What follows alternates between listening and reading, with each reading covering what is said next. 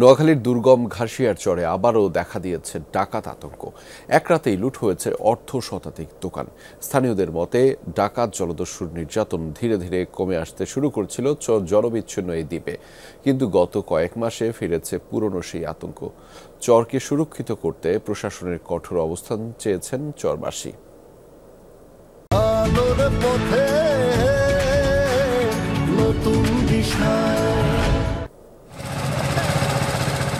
মেঘনার বুকে জেগে ওঠা জনবিচ্ছিন্ন দ্বীপ নোয়াখালী হাতিয়ার ঘাসিয়ার চর। গ্রাম বাংলার অপরূপ সৌন্দর্য যেন ছড়িয়ে রয়েছে চর জুড়ে।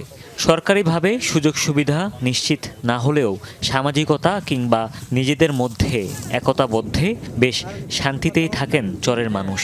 তবে উদ্বেগ বা উৎকণ্ঠাও আছে। এর মাঝে যুক্ত হয়েছে ডাকাত আতঙ্ক। চরে জনবসতির গোড়াপত্তন মাত্র ৮ বছর আগে। প্রথম দিকের ডাকাত আর জলদস্যুর নির্যাতন পেছনে ফেলে শান্তি প্রতিষ্ঠা করে চরবাসী, কিন্তু গত কমাসে আবারও পুরনো আতঙ্কের হানা। সবশেষ গেল ২৪ নভেম্বর ঘাসিয়ার চরে হামলা চালায় ডাকাত দল।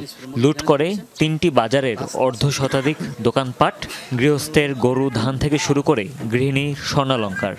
১-১.৫ কোটি টাকার মাল নিয়ে গেছে এবং মহিষ, গরু, ছাগল এগুলা অনেকগুলা নিয়ে গেছে এবং অনেকগুলো এখানে রান্না করেও খাইছে। টাঙ্গি থেকে বাবলু ডাকাত, তারপরে মামুন ডাকাত, তারপরে আব্দুরব ডাকাত, এগুলা সবগুলা ভাঙচুর করে নিয়ে গেছে। বাঘা দেখছি, বড় ভাগা একটা দেখছি, আর ছোট অস্ত্র লাগে কেন দেখছি।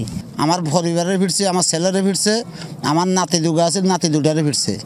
রাতভর লুটপাট শেষে 8টি ফিশিং ট্রলারে মালামাল সমেত পালিয়ে যায় ডাকাত দল। চরবাসীর অভিযোগ, জনপদকে সুরক্ষিত করতে তেমন কোনো গরজ নেই প্রশাসনের। এখন ডাকাতের হামলা আমাদের টাকা পয়সা যা কিছু আছে ইত্যাদি মালগুলো সবগুলো 8টা বোট মজা লেগে গেছে। আমরা কোন সময় আবার হামলা করি বসে, আমরা এখন পুরোপুরি আতঙ্ক, আমরা নিরাপত্তা চাই। খুব নিরাপত্তার অভাব, আমাদের এখানে পুলিশ পাড়ি একটা দরকার। নদীপথ ব্যবহার করেই মূলত এসব ডাকাতির ঘটনা ঘটে। ডাকাত নির্মূলে নিজেদের অপারগতার কথা জানায় কোস্টগার্ড। বিষয়টা হচ্ছে কি, এখানে কোস্টগার্ডের লোকের থেকে হচ্ছে আপনার ওরা অতিরিক্ত চালাক। এখানে আপনাদের ওদের বাই সিকোয়েন্সে লোক সাজানো আছে, একটা অপারেশনে যাব তার আগে ইনফরমেশন লিক হয়ে যায়।